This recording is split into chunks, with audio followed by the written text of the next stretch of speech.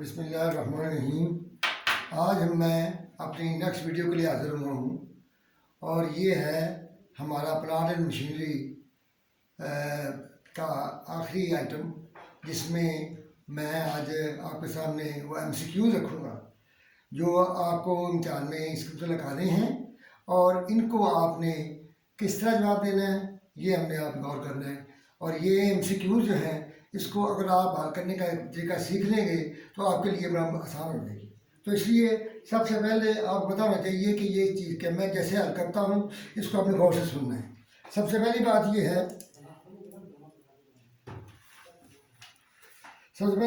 है कि हमारे पास एक पहला क्वेश्चन है इसी चैप्टर का, और वो है कि टोटल कॉस्ट जो हम चार्ज करते हैं वो कॉस्ट होती है जो परचेज प्राइस के बाद जो चीज़ें इनकर होती हैं, इसमें वो चीज़ें आती हैं जो कि उसको यूजेबल पोजीशन में आने के लिए इनकर होती हैं। वो तमाम कॉस्ट हम इसको शामिल करेंगे कॉस्ट में और परचेज प्राइस में जमा करेंगे, ऐड करके कॉस्ट को इक्विपमेंट या एसेट की कॉस्ट को डेबिट करेंगे। इस सवाल में कहता है मैं सवाल पूरा पढ़ूंगा, आप किताब लेकर बैठे ताकि आपको बात को समझ आए। Average company purchase equipment and incur the following cost: cash price, sales tax, insurance during transit. Insurance during transit का मतलब ये है कि ये जब आप वहाँ से मंगवाते हैं बाहर से या लोकल ख़रीदते हैं तो वो जो आपका फ्रेट वगैरह होता है ये तमाम जो है ये घर स्टॉक तक जाने तक जहाँ पे आपका स्टोर है वहाँ तक जो खर्चा होगा वो आपका डेबिट होगा एसेट को। और ये इंस्टॉलेशन कॉस्ट और टेस्टिंग का मतलब होता है कि आप ये चेक करते हैं कि ये एसेट टेस्ट होके तो ये वो अपना ऑपरेशन का वो रिजल्ट देता है जो हम चाहते हैं। तो टेस्टिंग की कॉस्ट और इंस्टॉलेशन की कॉस्ट ये तमाम इसको प्लस होंगे, इसलिए ये बनता है 25,800। इसमें 25,800 जो हमारी अपना ऑप्शन है वो डी है, तो इसमें मैं डी ऑप्शन हमारी ये ठीक है इसमें, ठीक है जी। उसके बाद वो कहता है जी addition to plant assets are, याद रखें एक होता है रेवेन्यू एक्सपेंडिचर, एक होता है कैपिटल एक्सपेंडिचर। रेवेन्यू एक्सपेंडिचर का मतलब होता है एक्सपेंस, यानी कि जो एक्सपेंस हो जाएगा और प्रॉफिट लॉस को चार्ज हो जाएगा वो रेवेन्यू एक्सपेंडिचर है, और जो एसेट को चला जाएगा वो कैपिटल एक्सपेंडिचर है। इसलिए इसमें आपने देखना है कि जो जिससे एसेट बढ़ता है वो कैपिटल एक्सपेंडिचर है, जिससे प्रॉफिट लॉस को जाता है तो वो रेवेन्यू एक्सपेंडिचर है। तो इसमें कहता है जी कि रेवेन्यू एक्सपेंडिचर, इसका मतलब है कि ये तो प्रॉफिट लॉस की आइटम है, ये एसेट नहीं है, तो एडिशन टू प्लांट एसेट नहीं है। बी में कहता है debited to maintenance and repair, maintenance repair part of repair and expense.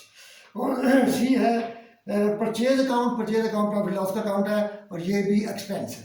और चौथा है कैपिटल एक्सपेंडिचर, इसका मतलब है कैपिटल एक्सपेंडिचर का मतलब है कि इससे एसेट में इजाफा होगा, जब एसेट में इजाफा होगा तो इसका मतलब है इसकी ऑप्शन डी है। उसके बाद हम चलते हैं क्वेश्चन नंबर 3 पर।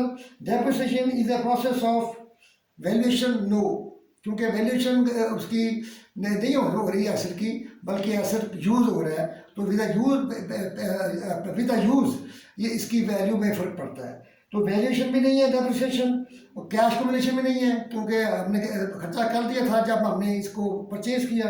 उसके बाद है अप्रेजल, तो ये कॉस्ट एलोकेशन है, बी कॉस्ट एलोकेशन। आप इसकी डेफिनेशन आपने पढ़ी होगी, कॉस्ट और allocation of cost of tangible assets to expense over the useful life of asset in a systematic way. तो इसका मतलब कॉस्ट एलोकेशन है, तो इसकी ऑप्शन बी जो है वो ठीक है। उसके बाद आता है जी मैं जो क्वेश्चन होगा प्रैक्टिकल उसको मैं बोर्ड में करूँगा, बाकी मैं इस बार एक्सप्लेन करूँगा। उसके बाद चौथा है जी माइकल कंपनी ने जो एक इक्विपमेंट खरीदा है, और वो खरीदा है उसने जनवरी 2016 में, उन्होंने खरीदा है जनवरी 2016 में खरीदा है, 1/1/16 को परचेज डेट है,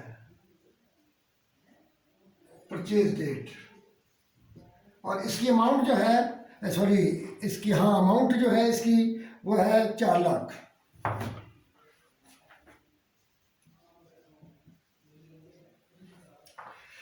में ये खरीदा गया। उसके बाद वो कहता है जी कि the equipment has an estimated life of salary value of 10,000, salary value 10,000, जैसे कि आप जानते हैं कि डेप्रिशिएबल कॉस्ट बनाने के लिए हमें इसको माइनस करना पड़ता है, तो ये डेप्रिशिएबल कॉस्ट है।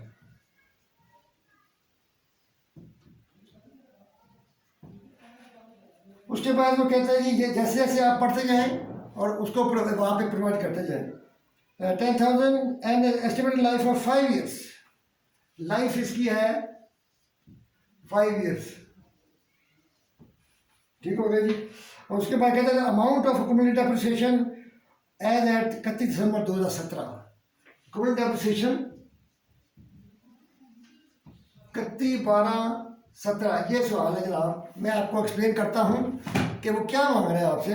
वो मांगना ये है कि आपने एक सोना पे एक एसेट खरीदा और उसकी जो परचेज प्राइस है वो ये 1,000 लाख है, सैलरी वैल्यू 10,000 है, तो इसका मतलब है कि डेप्रिशिएबल कॉस्ट 39,000 रुपये। अब वो कहते हैं लाइफ सिर्फ 5 ईयर्स है, कौन डेप्रिसिएशन बतानी है 31/12/17 तक एज एट। तो इसका मतलब ये हुआ कि आपने यहाँ से लेकर यहाँ तक 2 साल बनते हैं, 2 साल की डेप्रिसिएशन बतानी है, ठीक है जी। तो 2 साल की डेप्रिसिएशन कैसे होगी? Cumulative depreciation up to 31/12/17 is equal to depreciable cost divide by life into 2 years. तो ये डेप्रिशिएबल कॉस्ट है 3,90,000 डिवाइड बाई 5 इंटू 2। तो ये आप कैलकुलेट करेंगे तो कितना आता है इसका? 3,90,000 तकसीम 5 इंटू 2, 1,56,000। 1,56,000 ये 2 साल की एक्यूमुलेशन है। हर साल की एक्यूमुलेशन आप जमा करते हैं तो 156 जो है ये हमारी एक्यूमुलेशन है। तो इसमें 156 कहाँ पे है, ये आप ज़हन में रखें कि इसके सोल्यूशन किताब में नहीं है, तो इसलिए इसके सोल्यूशन को नोट करें। और 156 जो है ये डी ऑप्शन है, डी ऑप्शन हमारी करेक्ट है। उसके बाद नेक्स्ट क्वेश्चन भी जो है वो मेरा ख्याल डेपोजिशन का है। कहते हैं जी कि परचेज ट्रक फॉर 11,000 और जनवरी 1, 2016 truck will have an estimated life of salary value 1,000 and 5 years using the units of activity method. यहाँ यूनिट्स ऑफ एक्टिविटी मेथड कहता है, और वो कहता है कि जब आप ये बताएं कि फॉर्मूला क्या इस्तेमाल होगा 31 दिसंबर 2017 को जो डेप्रिसिएशन हम लगाएंगे उसका फार्मूला क्या होगा। आपको पहले फार्मूला आना चाहिए, आपको फार्मूला आना चाहिए। फार्मूला अगर आपको आता है तो फिर आप उसको सही कर सकते हैं।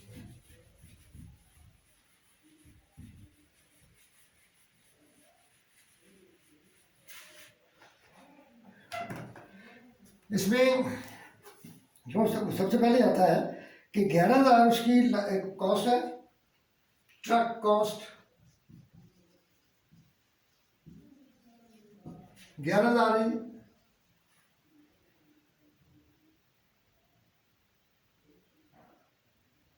और इसकी सैलरी वैल्यू है 1,000, सैलरी वैल्यू 1,000 है। 10,000 इसकी डेप्रिशिएबल कॉस्ट हो गई।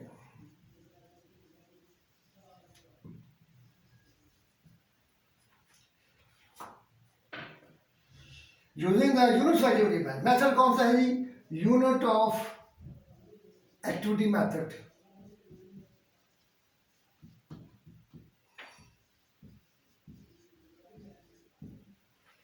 अब ये वो कहता है जनाब कि आप ये बताएं कि दिसंबर इसका फार्मूला क्या होगा। 31 दिसंबर को 31/12/17 को फार्मूला क्या होगा। आपने लिखना है depreciable cost divided by total activity multiplied to 2017 and 2016 and 17 की एक्टिविटी। इन अदर वर्ड्स आप लिखेंगे 10,000 divided by total activity multiply 2016 and 17। यह फार्मूला जहाँ पे है उस टिक लगाएंगे तो वो ठीक होगा। और वो है हमारा 10,000 divided by total estimated liability units of activity 2016-17 activity 2016-17 की हम यहाँ वो हमें देगा। तो ये मामला हमारा लग रहा है, तो ये अगर लगाएं तो हमारा जो है वो बनता है अपना डी ऑप्शन हमारी ये ठीक है यहाँ पे। उसके बाद वो कहता है जी नेक्स्ट क्वेश्चन हम 6 देखते हैं।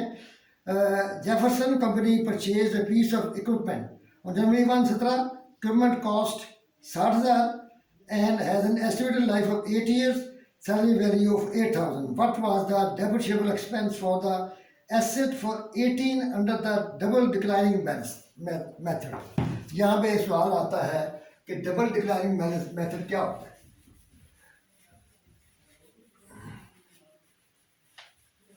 डबल डिक्लाइनिंग मेथड अगर कहे तो इसके दो चीज़ें होती हैं।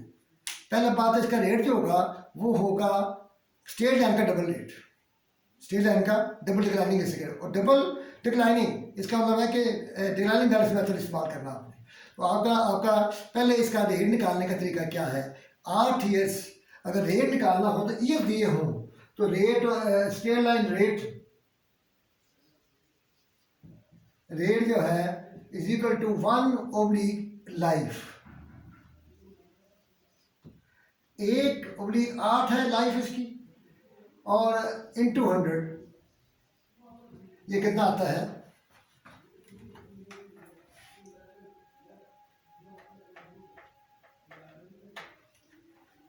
12.50 और डबल डिक्लाइनिंग कितना होगा 12.50 25%। ये डबल डिक्लाइनिंग मेथड आ गया आपका, ठीक हो गया जी। इसके बाद आप हमने रेट निकाल लिया है। अब हम वही फॉर्मूला करेंगे, ईयर्स लिखेंगे 2016 2017। उसने आपसे कहा है कि 17 का एक्सपेंस बताओ, ठीक है जी। ओपनिंग कॉस्ट इसमें आपने सैलरी वैल्यू माइनस नहीं करनी, तो इसका मतलब ये है कि इसमें वो है 60,000 से ओपनिंग बैलेंस है। डेप्रिसिएशन 25% के हिसाब से 60,000 इंटू 0.25 15,000, ठीक हो गया जी। उसके बाद कुमुलेशन 15,000, बुक वैल्यू 60,000 माइनस 15,000 45,000। 17 की एक्सपेंस बताना है, 45,000 हम यहाँ लेंगे। इसको 45,000 को मल्टीप्लाई करेंगे 25 से तो ये आता है 11,250। इसमें जमा करेंगे ताकि टेबल मुकम्मल हो जाए 26,250। इसको माइनस करेंगे 60,000 से तो आएगा 33,750। आपसे पूछ रहा है कि ये एक्सपेंस फॉर द ईयर है, ये पूछ रहा है 11,250। इसका मतलब है कि आप ये बताएं उससे कि 11,250 कहाँ पे है। जहाँ पे है उसको हम कहेंगे कि ये हमारा जो है करेक्ट आंसर है, ये आंसर है इसका बी। उसके बाद हम क्वेश्चन नंबर 6 के बाद क्वेश्चन नंबर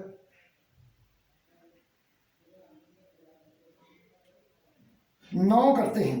2 छोड़ दें, वो हमें हमारे लिए ज़रूरी नहीं है। तो क्वेश्चन नंबर 9 उसमें कहता है जी कि उसने decide to sell one of the sale करनी है, डिस्पोजल ऑफ एसेट आ गया। सेल का one of the manufacturing machine, उसकी आपने यहाँ पे क्या तरीक़ेकार है कि जब आपने कोई डिस्पोजल करना है उसकी परचेज प्राइस और परचेज डेट आपको बताना चाहिए और उसकी परचेज डेट से लेकर डिस्पोजल डेट तक डेप्रिसिएशन आपने कैलकुलेट करनी है। कुमुलेशन आ जाएगी और बुक वैल्यू निकालेंगे। बुक वैल्यू में से जो सेल प्राइस आपने वसूल की है वो माइनस करेंगे। तो अगर परचेज प्राइस ज़्यादा है, बुक वैल्यू कम है तो प्रॉफिट है, गेन है। और अगर ये अपना कैश प्राइस जो सेल की है वो अगर थोड़ी है, बुक वैल्यू ज़्यादा है तो ये लॉस है। तो मैं आपके सामने करता हूँ, इसको ध्यान से देखें और आप देखेंगे कि ये डिस्पोजल जो आपने पढ़ा है उसको हमने वैसे ही जो लिया है उस पर फिट कर देना है।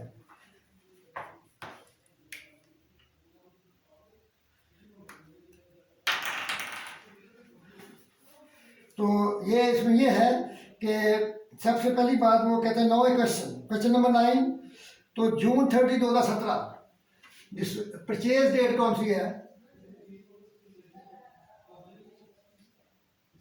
परचेज डेट इसकी है जनाब परचेज फॉर जनवरी 1 2013। कॉस्ट है, ये मैं लिख रहा हूँ मुझे इसके आपकी आसानी के लिए, कॉस्ट इसकी है अपना 80,000 और इसकी कॉस्ट 80,000 है। और इसके बाद depreciated stele and method 10 years life है।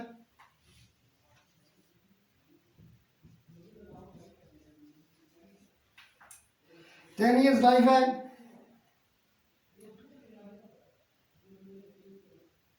और मशीन की सेल प्राइस क्या है, कितने की सेल हुई है, सेल प्राइस 26,000, ये इसकी सेल हुई है।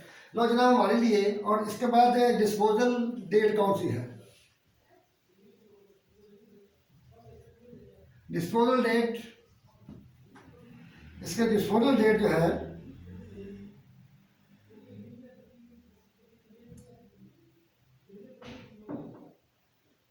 30 जून 2017।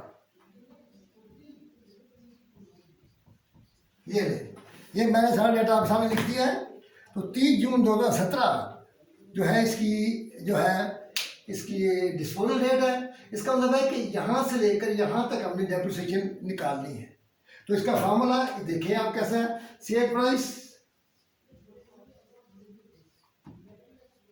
26,000, इसको नया लगाएं, कॉस्ट लिखें कितनी है जी, इसकी कॉस्ट है 80,000। इसकी सेलिंग वैल्यू है क्योंकि सेल एंड मेथड है, तो इसमें देख लेते हैं कि इसमें इसकी वैल्यू है कि नहीं।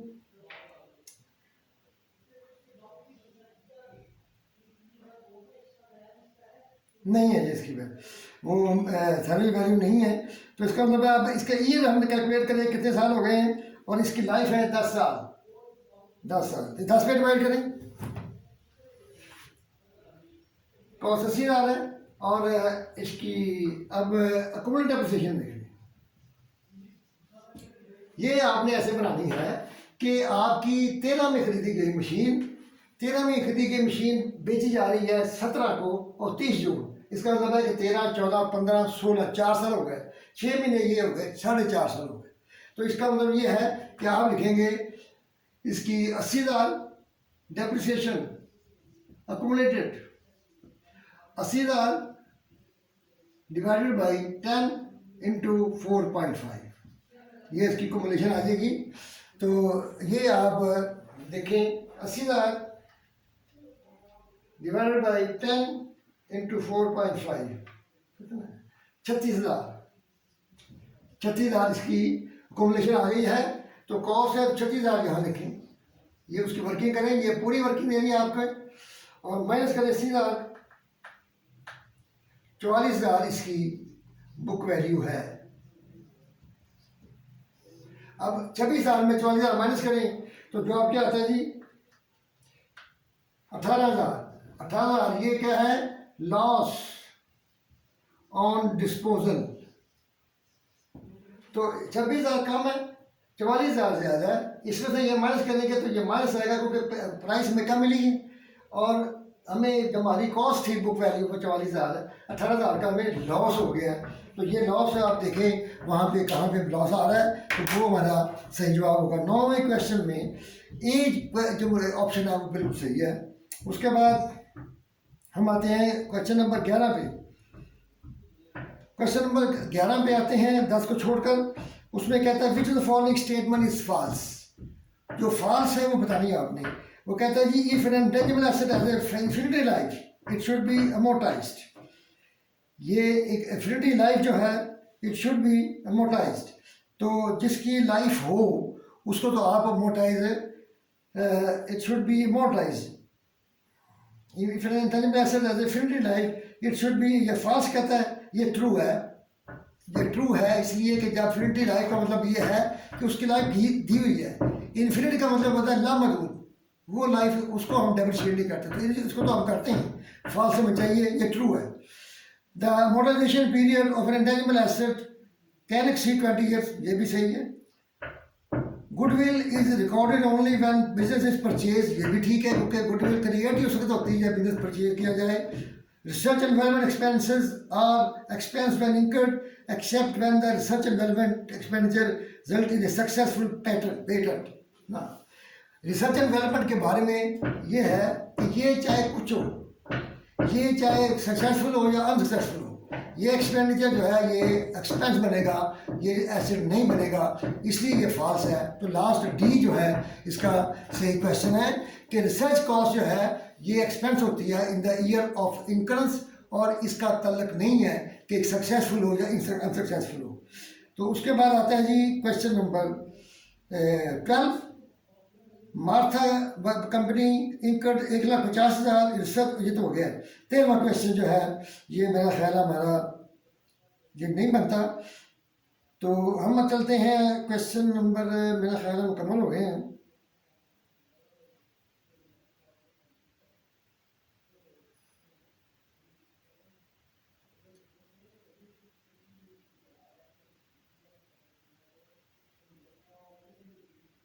बाकी ठीक है जी। तो ये हमारे MCQs थे, इसमें मज़ीद हमें करने की ज़रूरत नहीं है।